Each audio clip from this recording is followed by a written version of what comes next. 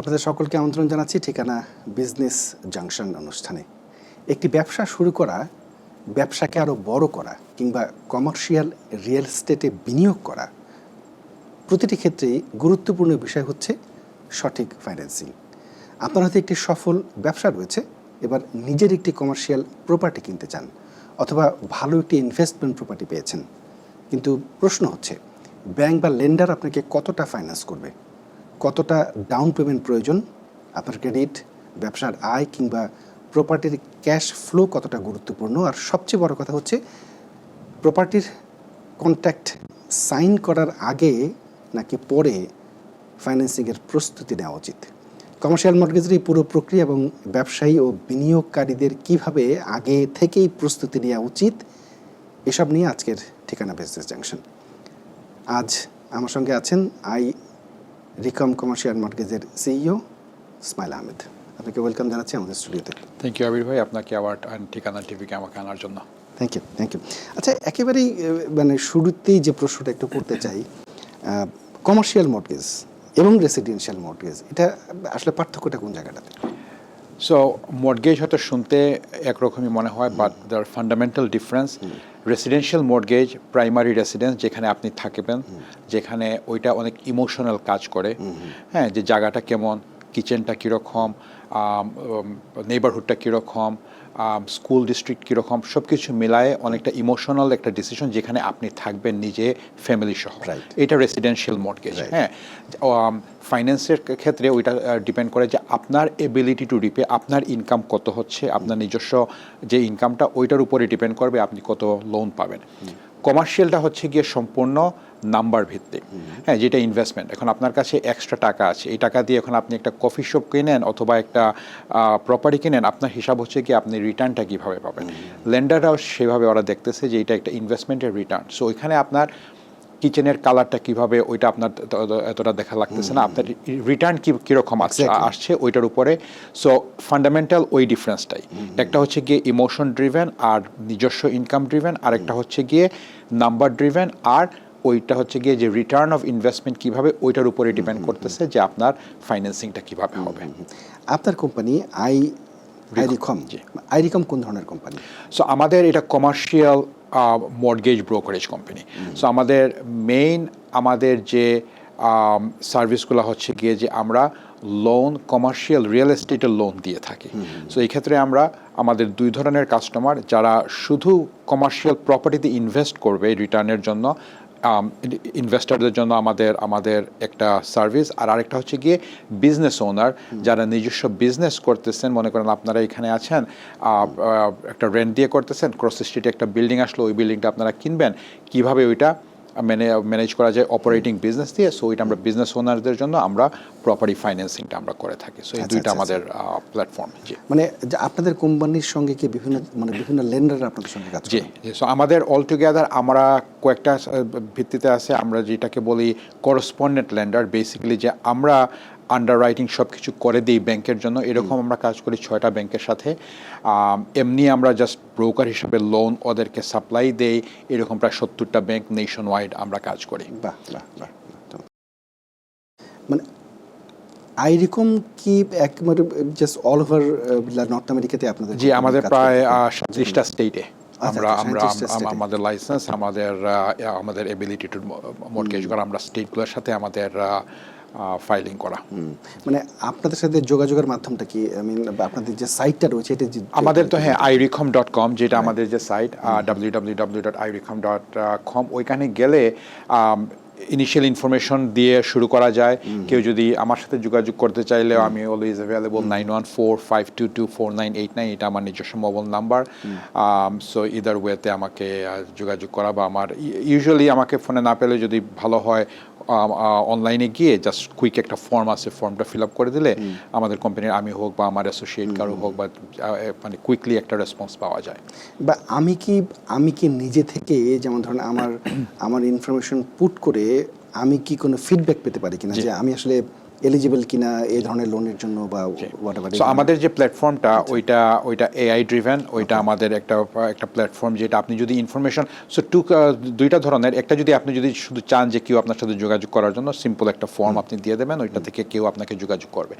আপনি যদি চুজ করেন যে না আমার কাগজপত্র রেডি আছে, আমি আপনার একটা প্রপার্টি ফর এক্সাম্পল আছে, অথবা একটা বানানো প্রপার্টি যদি থাকে আপনার ফর এক্সাম্পল, আপনি যদি অ্যাপ্লিকেশনটা কয়েকটা স্টেপ আপনি যদি তরলি ফলো করেন, তাহলে আমাদের কম্পিউটার নিজে থেকে আমি যে কাজটা করব ওইটা কম্পিউটার করে দিচ্ছে। আপনাকে বলতেছে যে যতটুকু ইনফরমেশন দিচ্ছেন এইটার উপরে আমাদের এই অপশন আছে, আপনাদের বা অন্য যদি ইনফরমেশন লাগে বলে দেবে যে আপনি যে ইনফরমেশন দিচ্ছেন এইটা দিয়ে আমরা কোনো লেন্ডারের কাছ থেকে কোনো কিছু পাবো না, আপনার অন্যান্য আরও দু একটা ইনফরমেশন লাগবে। সো একটা কন্টিনিউয়েশন আপনাকে হচ্ছে।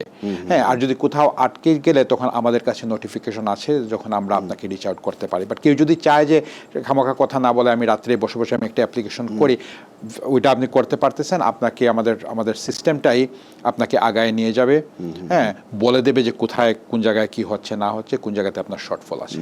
আচ্ছা, আরেকটি বিষয় জানতে চাই, যেমন ধরেন আমি ডালাসে থাকি, আমি একটা স্মল বিজনেস শুরু করতে চাই।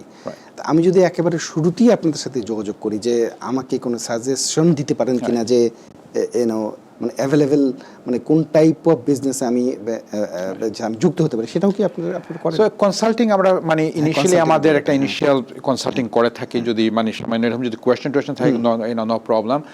ইন ডিটেলস গেলে হয়তো আমাদেরকে কোনো একটা কনসাল্টিং এর কোনো একটা কোনো দিকে ফি বেসড কোনো ট্রানজাকশন যেতে হবে।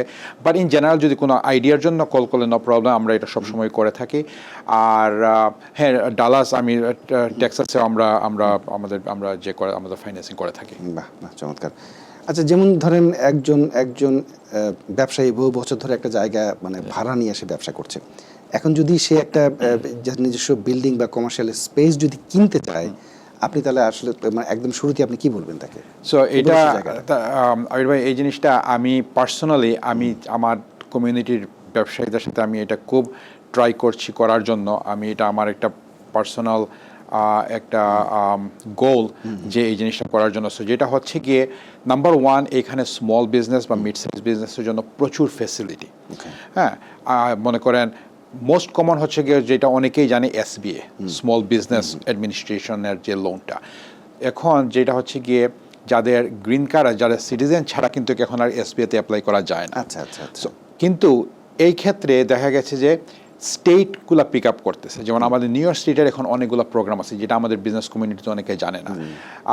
তারপর ইন্ডিভিজুয়াল কাউন্টির প্রোগ্রাম আছে লোনের জন্য। সো ওইগুলোতে মনে করেন নিউ ইয়র্ক স্টেটে ওই রেস্ট্রিকশনটা নাই, গ্রিন কার্ড দিয়ে করা যাচ্ছে। সো সেম আইডিয়া, সেম বেনিফিটগুলো দিয়ে লোন হচ্ছে। এসবিএ যখন ল চেঞ্জ করার পরে কিছু কিছু লেন্ডার যারা ওই সেম গাইডলাইনটা ক্রিয়েট করে, ওরা এখন ওই ফেসিলিটিগুলো দিচ্ছে। সো এই জিনিসগুলো কমিউনিটির মানুষের জানাটার দরকার, যেটা আমি মনে করি যে এই অপশনগুলো জানার। আর আপনি যেটা বলছেন, আমার যে গোলটা হচ্ছে গিয়ে ঠিক ওইটাই, যে এখানে অনেকেই অনেক হাই রেন্ট দিয়ে ব্যবসা করতেছেন, উইচ ইজ ফাইন।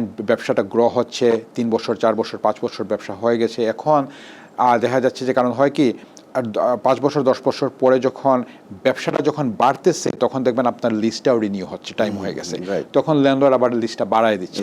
তখন আপনার অপশনটা থাকতেছে না, আপনার যা ইনকামটা বাড়লো ওইটা আবার ওই লিস্টের মধ্যে চলে যাচ্ছে। সো ইউজুয়ালি আমি যেটা বলি যে একটু প্ল্যান করার জন্য, অন্তত অ্যাটলিস্ট 1-2 বছর আগে থেকে যে আপনি যদি প্ল্যান শুরু করেন যে আমি আমার নিজের ব্যবসাটা আমি এখান থেকে উইথিন 1 মাইল রেডিয়াস, এখন আপনাদের যে ব্যবসা ফর এক্সাম্পল, এখানে আপনি কমিউনিটির মধ্যে যদি থাকতে হয়, হয়তো 1 ব্লক দূর গেলে আপনার খুব বেশি অসুবিধা হবে না। হ্যাঁ, ক্রস স্ট্রিটে গেলে খুব বেশি, বা আপনার এখানের যে মালিক, ওই মালিকের সাথে আপনি যদি কথা বলে রাখেন যে এটা বিক্রি করার সময় আমাকে জানায়, রাইট? সো এই জিনিসগুলো হলে হয় কি, তখন এই প্রিপারেশনটা যদি আপনি শুরু করেন, এটা ইটস ভেরি ইজি। কারণ আপনি যে রেন্টাল ফর এক্সাম্পল, কেউ যদি 5,000 টাকা কেউ যদি রেন্ট দেয় এখন 60,000 এ ইয়ার, 60,000 এ ইয়ার দিয়ে মনে করেন আপনার অলমোস্ট 700,000-এর একটা লোন, একটা আপনি একটা যে মর্টগেজ পেমেন্ট আপনি দিতে পারতেছেন। হ্যাঁ, সো 750 আপনি যদি লোন অ্যামাউন্ট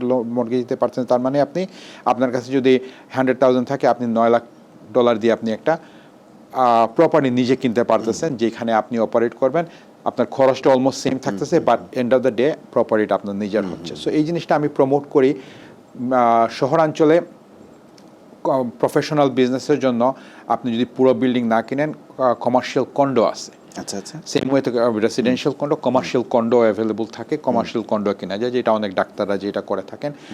রিটেল আরেকটা জিনিস, যদি আপনি যদি বড় স্পেস আপনি যদি ইউজ করে থাকেন আপনার ল্যান্ডলর্ডের কাছ থেকে, মনে করেন আপনি আপনার একটা কয়েকটা স্টোর আছে, আপনারটা সব থেকে বড়, ইউজুয়ালি লিজটা করার সময় ফার্স্ট রাইট অফ রিফিউজাল করে একটা টার্ম থাকে, যে ল্যান্ডলর্ড বিক্রি করতে পারবে না আপনাকে না জানায়। সো এই অপশনটাও অনেকে জানে না, কিন্তু এটা থাকা ভালো। হ্যাঁ, এরকম সিচুয়েশন আমার কাছে অনেক হয়, যে হয়তো ল্যান্ডলর্ড বৃদ্ধ হয়ে গেছে, আপনি 10 বছর ধরে আপনি এক জায়গায় বিজনেস করছেন, একটা রিলেশনশিপ হয়ে গেছে, ল্যান্ডলর্ড এসে বলতেছে যে আমি তো বিক্রি করে দেবো, তুমি কি রাখতে পারবা কিনা বা চাও কিনা না। অনেকে মনে করে যে আমি তো ব্যবসা করি, আমি সব কিছু ট্যাক্সে দেখানো হয় না, বা এই জিনিসটা, বা অনেকের ধারণা যে কমার্শিয়াল কিনতে গেলে অনেক টাকা ডাউন পেমেন্ট লাগে। হ্যাঁ, এইটা একদিকে ঠিক, আপনি যদি শুধু কমার্শিয়াল ইনভেস্টর যারা, হ্যাঁ ডাউন পেমেন্ট বেশি লাগে, বাট আপনি যদি অপারেটিং বিজনেস করেন, as little as 10% down payment দিয়ে আপনি কমার্শিয়াল প্রপার্টি কিনতে পারেন।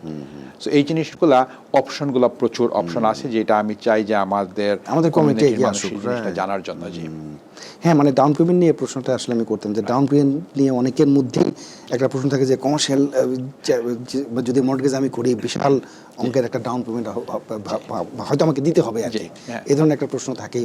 তো আপনি যদি মনে করেন শুধু যদি আপনি ইনভেস্টমেন্টের জন্য কিনেন, যদি আপনি শুধু মনে করেন একটা 20 ইউনিটের একটা প্রপার্টি কিনতেছেন, যেখান থেকে আপনি শুধু ভাড়া আনবেন, সো ওইগুলোর জন্য হ্যাঁ আপনার ডাউন পেমেন্টটা আপনাকে 25-30% মতো ডাউন পেমেন্ট আপনাকে দিতে হচ্ছে। বাট আপনি যদি একটা 50-55% আপনি নিজে অকুপাই করে, আপনি যে ব্যবসাটা করতেছেন, অলরেডি রানিং করতেছেন, ওইটাকে যদি নিয়ে আসেন, যেমন আমি এখন একটা ফার্মাসিউটিক্যাল কোম্পানি করতেছি লং আইল্যান্ডে, ম্যানুফ্যাকচারিং দুই জায়গায় ভাড়া দিয়ে করতেছিলেন, এখন একটা বড় ওয়্যার হাউস পাইছেন, একটাতে দুটার অপারেশন এখন হয়ে যাবে।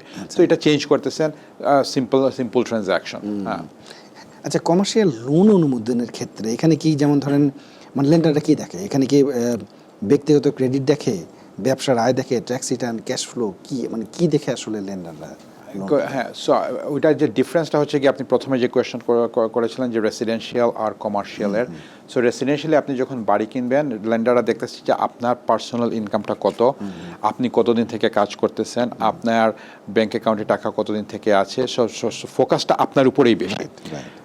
আপনি যখন কমার্শিয়াল একটা বিল্ডিং কিনবেন, ফোকাসটা চলে যাচ্ছে বিল্ডিংয়ের উপরে, বিল্ডিংয়ের লোকেশনটা কীরকম, বিল্ডিংয়ের স্ট্রাকচারটা কীরকম, বিল্ডিংয়ের ইনকামটা কীরকম। এখন বিল্ডিংয়ের যদি মনে করেন, এখন আপনি $1 মিলিয়ন একটা বিল্ডিং, আপনি 800,000-এর একটা লোন নেবেন, এখন ওই বিল্ডিংয়ের যদি ইনকামটা এনাফ থাকে, যেই নেট ইনকাম দিয়ে আপনার 800,000-এর মর্টগেজ কাভার হবে, তাহলে আপনাকে লোন আপনার অসুবিধা হচ্ছে না।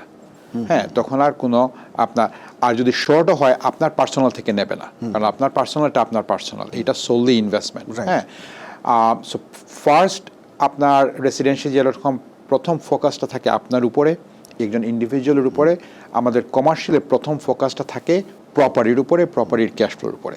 তারপরে আসে যে আপনি ওইটার পিছনে কে, যে আপনি যে একজন বড় হিসাবে আপনার হিস্ট্রি। সো ক্রেডিট, হ্যাঁ ক্রেডিটার দরকার হয় দেখার, because it tells a history, আপনার যে হিস্ট্রিটা কীরকম, ওইটা ব্যাংকের কাছে ব্যাংকে ওরা দেখতে চায়। বাট আদারওয়াইজ ফোকাসটা শিফট হয়ে যায় নিজের উপর থেকে বিল্ডিংয়ের উপরে, বিল্ডিংয়ের ক্যাশ ফ্লোর উপরে।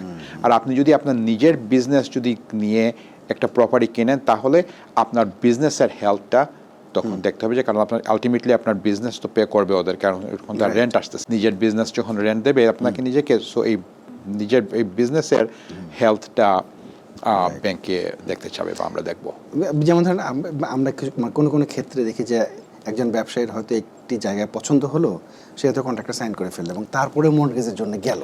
হ্যাঁ, এখানে তো একটা বিশাল সমস্যা হতে পারে। এটা অনেক সমস্যা, এটা আমরা প্রায় এই জিনিসটা আমরা দেখি। যেমন এই ভেরি রিসেন্টলি অলরেডি একজনের সাথে এরকম আমার কাছে কল আসছে, উনি প্রথমে সাইন করে ব্যাংকে যাওয়ার পরে ব্যাংকে বলছে এটা লোন হবে না, তখন ওনাকে রিয়েলটার বলছে যে আমাকে রেফার করে দিয়েছে, আমাকে বলছে যে লোন। তো আমি তো বললাম যে ঠিক আছে, আমাকে জিনিসপত্রগুলো, ওনার কথাতেই প্রথমে যখন বলতেছিলেন, আমি বলছি যে আপনারটা সিমস টাফ, কারণ আপনি অলরেডি সাইন করে ফেলছেন, আপনার নিজের কোনো বিজনেস নাই, হ্যাঁ, আপনি এখানে ব্যবসা করবেন, প্রজেকশনে তো ব্যাংকে লোন দেবে না। ফিউচার আপনার, কারণ অ্যাটলিস্ট 2 বছরের যদি আপনার একটা হিস্ট্রি থাকে, ইটস ইজিয়ার।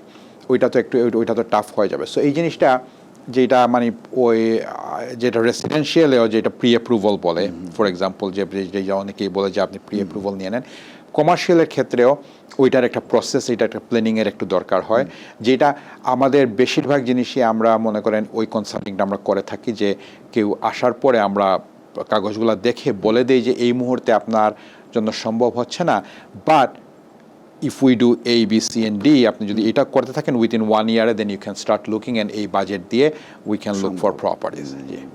মানে তাহলে যেমন ধরেন একজন ব্যবসায়ীর আসলে বা মনে করেন যারা ইনভেস্ট মানে যারা করবে আর কি, তাদের প্রপার্টি মানে খোঁজার আগে একজন কমার্শিয়াল মর্টগেজ প্রফেশনালের সাথে আসলে বসা উচিত। রাইট। আপনারা যখন আপনাদের অ্যাকাউন্টেন্টের সাথে কথা বলতেছেন, এই প্রসঙ্গটা আনার দরকার যে আমার প্ল্যান, আমি নেক্সট 1-2 ইয়ার্সে আমি প্রপার্টি কিনবো। সো তখন ওনারাও ওই আইডিয়াটা ওনাদের মধ্যে থাকলে ওনারাও যে এক্সপেন্সগুলো, কারণ যখন আমরা দেখি অনেক এক্সপেন্স কিন্তু আমরা অ্যাড ব্যাক করতে পারি, হ্যাঁ। সো এই জিনিসগুলো আমাদের সবার কাছে যদি জানা থাকে, এটা যদি কথা বলেন বা আমার সাথে কথা বলার পরে যদি আমি বলে দিই যে এরকম করলে ট্যাক্স রিটার্ন দেখার পরে আমি বলতে পারবো যে আপনার এই জিনিসটা চেঞ্জ করতে হবে, ওইটা আপনি যদি গিয়ে অ্যাকাউন্টেন্টের সাথে কথা বললে, সো একটু কোলাবোরেশন করে, মানে আমাদের প্ল্যানিংটা এমন কোনো ক্লায়েন্ট কি আপনি কখনো পেয়েছেন কিনা, যেমন ধরেন সে হয়তো আপনার কাছে এসছে, যে মোটামুটি একটা প্ল্যান করে এসছে, কিন্তু সে যদি আরও একটু আগে আসতো তাহলে হয়তো লোন পাওয়ার ক্ষেত্রে আরেকটু হয়তো পজিটিভলি সে ফিডব্যাকটা পেত। রাইট। সো এটা হয়। আর এই সামান্য কিছু মিস্টেকের জন্য দেখা যাচ্ছে যে কয়েক হাজার টাকার গচ্চা দেওয়া লাগতেছে অন্য জায়গায়। যেমন আমাদের কিছু ক্ষেত্রে দেখা যাচ্ছে যে বিজনেস খুব ভালো হচ্ছে, কিন্তু কেয়ারলেস অবস্থার জন্য হয়তো কয়েকটা ক্রেডিট কার্ডের পেমেন্ট মিস হয়েছে, হ্যাঁ, কিন্তু এইটার জন্য লোন হচ্ছে, কিন্তু ব্যাংকে ওইটার জন্য দেখা যাচ্ছে যে ওইটাকে কম্পেনসেট করার জন্য ওনার ওই শর্টফলটার জন্য 0.5% বেশি রেট দিচ্ছে, যেটা আমরা নেগোশিয়েট করতে পারতেছি না বিকজ অফ দ্য ক্রেডিট স্কোরটা। সো এই যে 0.5% এখন $1 million 0.5% লোনে তো অনেক বেশ কম হয়ে যাচ্ছে, তখন অ্যাটলিস্ট few $100 আপনার per month plus thousands of dollars over the long period, তাই না?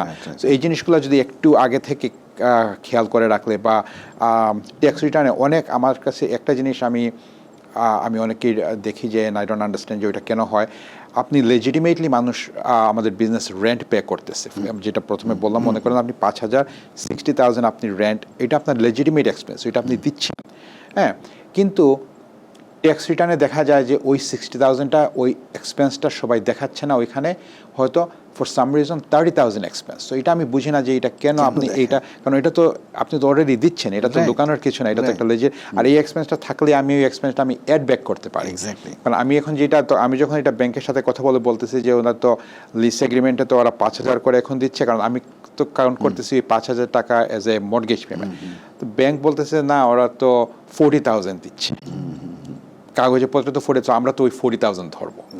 সো এই ক্ষেত্রে ওই সামান্য কিছু জিনিসের জন্য দেখা যাচ্ছে যে ওনাদের আরও হয়তো 100,000 বেশি ডাউন পেমেন্ট দেওয়া লাগতেছে। সো এই জিনিসগুলা যেটা আমরা কথা বলতেছি যে একটু আগে থেকে একবার বসে একটু আইডিয়াটা নিয়ে নেয়, ইটস খুব তেমন কমপ্লেক্স কিছু না, কিছু আইডিয়া নিয়ে ওইটা আমি করে থাকি without any free of cost, যে ওইটা যদি পরে যদি কোনো কিছু করতে হয় দ্যাটস ডিফারেন্ট, বাট ইনিশিয়ালি দেখার পরে আমি ওইটা অনেকেই আমি সাজেস্ট করে দিই যে কীভাবে করতে হবে বা না।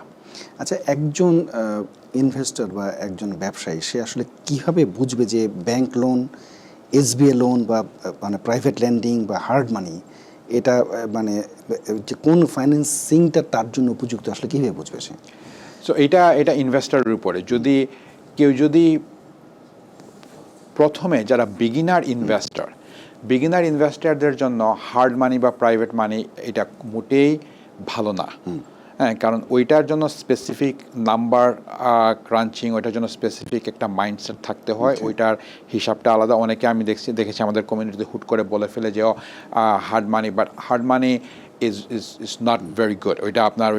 ওইটাতে মানে যেতে পড়ে যাওয়াটা অনেকই ইজি, হ্যাঁ, ওইটা সবাই জন্য এটা ম্যানেজ করাটা। বাট এনিওয়ে আপনি যদি একটা বিল্ডিং যদি ক্যাশ ফ্লো থাকে, হ্যাঁ, বিল্ডিংয়ের একটা ইনকাম আছে, আর আপনারও ব্যাকগ্রাউন্ড, আপনার credit is okay, that means আপনি ব্যাঙ্কেবল।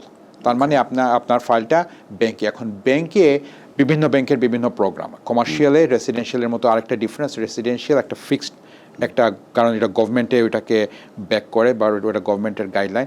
কমার্শিয়ালটা আমি যেটা বললাম যে এখন আপনার ইচ্ছা, আপনি আজকে ইনভেস্ট করবেন, আপনার কাছে আপনার নিজের টাকা জমাইছেন $500,000, ওইটা দিয়ে আপনি এখন দোকান করেন না বাসা কেনেন, নোবডি কোয়েশ্চেন ইউ।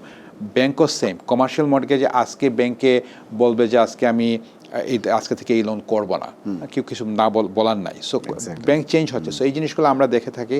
সো আপনি যদি মনে করেন ক্যাশ ফ্লোওয়ালা প্রপার্টি থাকে, ইউ আর ব্যাঙ্কেবল। আপনার যদি একটা অ্যাটলিস্ট মিনিমাম 2 ইয়ার্সের বিজনেস, আপনি যদি যে বিজনেস দেখায় যদি কিনতে হয়, 2 বছরের বিজনেস থাকলে আপনি ব্যাঙ্কেবল।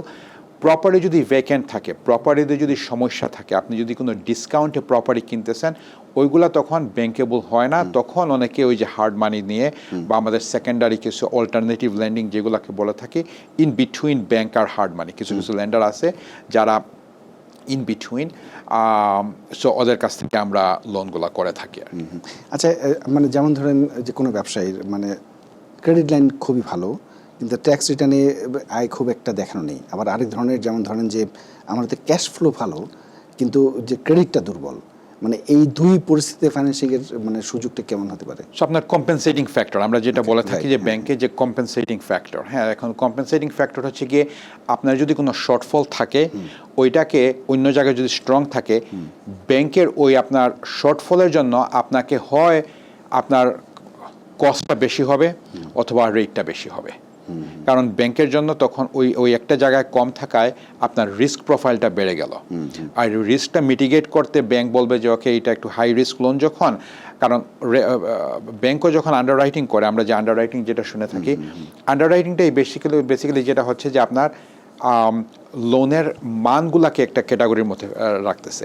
টপ ক্যাটাগরির লোন আপনি বেস্ট প্রাইসিং পাচ্ছেন, হ্যাঁ। আপনার যদি সেকেন্ড গ্রেডের লোন, থার্ড গ্রেডের লোন, যখন গ্রেড হচ্ছে লোনগুলোতে, ব্যাংকের উইথিন দেয়ার প্যারামিটার, তাদের বক্সের মধ্যেও যে করা, মনে করেন গ্রেড করা, হ্যাঁ। ট্রিপল-এ লোন, যেটা ট্রিপল-এ লোন আপনি ওই রকমের, আপনি মনে করেন অ্যাডভার্টাইজ যখন করে ব্যাংকরা, ওরা অ্যাডভার্টাইজ করতেছে ট্রিপল-এ লোনের জন্য। সো অনেকে মনে করছে যে বা আমি তো দেখলাম 5%, বা 5% দেখা যাচ্ছে যে এটা আপনার ক্ষেত্রে এটা সম্ভব না, বিকজ অফ কোনো শর্টফল আছে। কিন্তু আমি লোন করে দিতে পারতেছি, ওইটার গ্রেডটা একটু কমে গেছে কিন্তু আপনার রেটটা হাই হচ্ছে। সো এই জিনিসগুলা কম্পেনসেট করতে হয় আপনার যদি কোনো শর্টফল থাকে। আচ্ছা, যেমন ধরেন আমাদের কমিউনিটিতে অনেক মানে ছোট ছোট বা মাঝারি ধরনের ব্যবসায়ীরা আছেন যারা হয়তো আগামী 1-2 বছরের মধ্যে তাদের ব্যবসাটাকে একটুখানি সম্প্রসারণ করতে চান, যা নিজের একটা কমার্শিয়াল প্রপার্টি কেনার স্বপ্ন তারা দেখছেন। মানে তাদের জন্য আপনি যদি 3-4টা পরামর্শ দিতেন আর কি, লাইক স্টেপ আপ করার জন্য। নাম্বার 1 হচ্ছে গিয়ে যে কাগজপত্রগুলা ঠিক রাখা, যদি কোনো অ্যাকাউন্ট রিসিভেবল, অ্যাকাউন্ট পেয়েবলগুলোকে একটা অর্গানাইজ করে রাখা। আমাদের অনেক বিজনেস আছে যারা টাকা হয়তো 30 দিন পরে পাচ্ছেন, ভেন্ডরকে 30 দিন পরে দিচ্ছেন, ওইগুলা এখনও খাতার মধ্যে লেখা থাকে।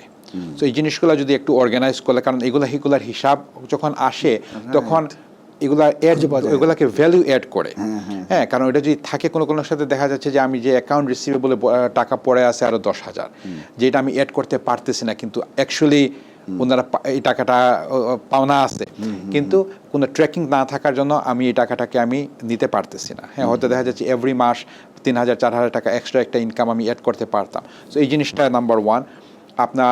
আপনারা যখন ট্যাক্স রিটার্নের ক্ষেত্রে আপনাদের অ্যাকাউন্টেন্টদের সাথে এই কনভারসেশনটা করবেন, কারণ একটা জিনিস অ্যাকাউন্টেন্ট, এটা আমি ওনাদের দোষ না বা কিছু না, অ্যাকাউন্টেন্টদের ওনারাদের পারপাস হচ্ছে গিয়ে যে লুপহোল বাই করে আপনাকে যত বেশি কম ট্যাক্স দিয়ে যত বেশি, উইচ ইজ এটা ওনাদের জব, এটার কারণে আপনিও যাচ্ছেন। কিন্তু আপনি যখন বলবেন যে আমার একটু প্ল্যান আছে যে আমি নেক্সট বছর আমি বাড়ি কিনবো, হ্যাঁ, তখন ওনারাও, কারণ কিছু এক্সপেন্স আছে যেটা আমি বললাম যে যেটাকে আবার রিইউজ করা যায়, হ্যাঁ। সো এটা ওনারা দেখে ওইটা তখন ওনারাও আপনাকে রাইট ওয়েতে একটু গাইড দিতে পারবেন। এটা যদি না বলেন, কারণ ওনাদের মাইন্ডসেট তো থাকতেছে যে আচ্ছা আমি আবির ভাইয়ের জন্য যত বেশি রিফান্ড আমি এনে দিতে পারি, যত কম ট্যাক্স দিতে পারি, এটা আমার কাজ, তাই না? সো এটা এই কনভারসেশনটা করার দরকার। আর এই যে যদি থাকলে কারোর সাথে গিয়ে অন্তত কথা বলার হয়, আপনার ব্যাংকারের সাথে, আমার সাথে, যার সাথেই হয়, যে আমার আমার রাইট নাও আমার কি সিচুয়েশন, আমাকে কি করতে হবে, এই মুহূর্তে আমার কতটুকু আমার এলিজিবল, আর আমি যদি এটা বাড়াতে কমাতে হলে আমাকে কি করতে হবে। আর এক্সপেনশন আমাদের শুধু আমাদের কমিউনিটি না, ইন জেনারেল আমি যেটা অনেকেই বলে থাকি যে আপনি যদি মনে করেন আপনার যদি কোনো প্ল্যান না থাকে, যদি আপনি একটা ছোট ব্যবসা নিয়ে চলতেছেন, আপনি হ্যাপি, এরকম অনেকে আছে, দেন দ্যাটস ফাইন, আপনার যেভাবে ইচ্ছা আপনি চালান, কোনো অসুবিধা নাই। বাট আপনার যদি প্ল্যান থাকে যে আপনি আরেকটা দোকান করবেন, আপনি লং আইল্যান্ডে আরেকটা জায়গায় যাবেন, আপনি নিউ জার্সিতে আপনি ওয়্যার হাউস করবেন, আপনার ব্যবসা বাড়তেছে, কিনবেন, আপনার এক্সপেনশন করবেন, আপনি এমপ্লয়ি বাড়তেছে, তাহলে আপনাকে এটা প্ল্যান করতে হবে। আমাদের নিউ ইয়র্ক স্টেটের প্রোগ্রাম আছে যেখানে আপনি যদি লোন নেওয়ার পরে আপনি যদি এমপ্লয়ি হায়ার করেন, ওই এমপ্লয়ির যে স্যালারিটা, ওইটা 2 বছর থাকার পরে ওই অ্যামাউন্ট লোন থেকে গ্র্যান্ট হয়ে মাফ হয়ে যায়। Okay, so this are amazing program, কিন্তু বাট আপনাকে ওইটাকে যাইতে হলে একটা প্রসেস আছে, ওই প্রসেসটাকে আপনাকে একটু ফলো করে। আর এগুলো খুব বেশি কোনো না, এগুলা করা আমাদের কমিউনিটির মাইনরিটি বিজনেস, উইমেন ওন বিজনেসের জন্য। আমাদের কমিউনিটির আরেকটা জিনিস আমি বলবো যে অনেকেই MWB সার্টিফাইড না, আপনারা ওইটা সার্টিফাইড হওয়াটা খুবই দরকার। ওইটার হয়তো ইমিডিয়েট কোনো বেনিফিট দেখতেছেন না, কিন্তু ওইটা রেজিস্ট্রেশন থাকলে আপনাদের অনেক ধরনের বেনিফিট। আপনি আপনার ব্যাংকে গিয়ে যদি বলেন আপনি MWB certified, they have program. So অনেক ধরনের বেনিফিট আমাদের এই মাইনরিটি, আমাদের কমিউনিটির জন্য, যেটা আমাদের কমিউনিটির মধ্যে এখনও অনেকে জানেন না, বা অনেকে হয়তো ব্যস্ত থাকেন নিজের ব্যবসার জন্য, এটা জানতে পারতেছেন না। সো হোপফুলি এখন আমাদের জানেন মানুষ এটা। নিউ ইয়র্ক সিটি থেকে কি স্মল বিজনেস মানে যারা আসলে করতে চায় তাদের ক্ষেত্রে নিউ ইয়র্ক সিটি থেকে কোনো গ্র্যান্ড টাইপের কিছু, সে ব্যাপারে কি আপনারাও কি নিউ ইয়র্ক সিটির আমাদের কিছু প্রোগ্রাম আছে নিউ ইয়র্ক সিটির রিয়েল এস্টেট ফাইন্যান্সিংয়ের ক্ষেত্রে, যেটা আমরা হেল্প করে থাকি। স্মল বিজনেসের ক্ষেত্রে যারা নিউ বিজনেস যারা করতে চায়, ওদের জন্য অনেক ধরনের free workshop help new York city করে থাকে, যেটা আমরা শুধু গাইড করে দিতে পারবো, বাট ওইটাতে আমরা আমাদের পার্টিসিপেশন নাই। নিউ ইয়র্ক স্টেটের প্রোগ্রাম আছে যেটা আমরা করে থাকি, ফেডারেলের প্রোগ্রাম আছে যেটা আমরা করে থাকি। লং আইল্যান্ডের town of Hempstead, town of Islip, ওদের নিজস্ব প্রোগ্রাম আছে। আচ্ছা আচ্ছা, হ্যাঁ, যেটা ওরা দিয়ে থাকে লোকাল বিজনেস আর কি। আর অনেকগুলাই টাই আপ হচ্ছে যে আপনার সোশিও ইকোনমিক বেনিফিট, তার মানে হচ্ছে কি আপনি যে ব্যবসাটা ইউজুয়ালি ক্যাশ বিজনেস জাতীয় ব্যবসাতে ওইটা একটু কম, ওই ফ্যাসিলিটিগুলো মোস্টলি মনে করেন manufacturing type, warehousing type, যেখানে আপনি মানুষের কাজ হবে, মানুষকে আপনি কাজ দিতে পারবেন, ওইগুলোর জন্য প্রচুর বেনিফিট।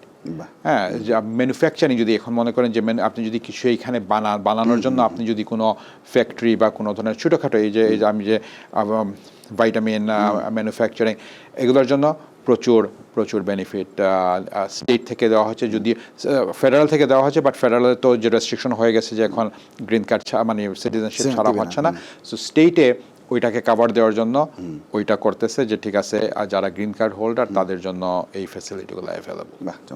আমরা একেবারে অনুষ্ঠানের শেষ পর্যায়ে আপনার রিকম আসলে কিভাবে আমাদের কমিউনিটির কথাটা যদি আমি বলি, আমাদের মানে কমিউনিটিকে কীভাবে গাইড করতে পারে, কীভাবে সহযোগিতা করতে পারে রিকম থেকে, সেটা যদি একটু দর্শকদের একটু বলেন। জি, সো আমার পার্সোনালি আমার ব্যাকগ্রাউন্ড, আমি প্রায় 22 বছর আমি ব্যাংকিংয়ের ক্ষেত্রে ছিলাম, প্রায় ওভার $1 বিলিয়ন আমি ফাইন্যান্সিং করেছি, from real estate, commercial real estate business থেকে শুরু করে অনেক ধরনের ইন্ডাস্ট্রির মধ্যে।